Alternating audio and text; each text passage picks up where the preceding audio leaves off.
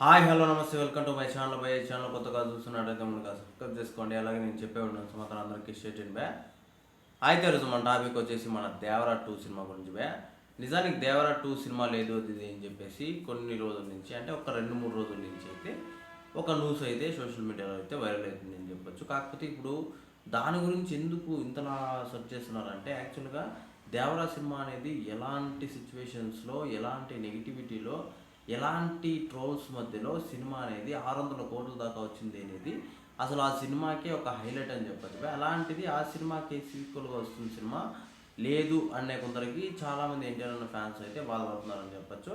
అంతేకాకుండా దేవరా 2 లేదు అనుకునే వాళ్ళకి దేవరా 2 కూడా ఉంది అని చెప్పేసి కూడా మన ఎన్టీఆర్ అన్న అంటే విస్టేజ్గా కాలర్ కూడా ఎత్తి చెప్పాడని చెప్పచ్చు. అలాంటి సిచ్యువేషన్స్లో అసలు దేవరా 2 ఎలా మాయమైపోయింది అన్న టైప్లో అయితే చాలామంది ఫ్యాన్స్ అయితే డైనమోలో ఉన్నారని చెప్పచ్చు బే. అయితే ఇంకో పక్క అసలు ఇప్పుడు ఎన్టీఆర్ అన్న ఫ్యాన్స్ అందరూ కలిపి ఒక ఎమ్మెల్యే పని అయితే పడడం అయితే జరుగుతుంది. అంటే ఎమ్మెల్యే ఏదో అన్నాడని చెప్పేసి ఆయన మీద మాట్లాడటం అయితే అక్కడి నుంచి ఉండడం అయితే జరుగుతుంది. కాకపోతే దేవరా సినిమా 2 గురించి అయితే చాలామంది ఫ్యాన్స్ కూడా ఒక ఆందోళన అయితే ఉంది బే, సినిమా వస్తుందా రాదా అని చెప్పేసి.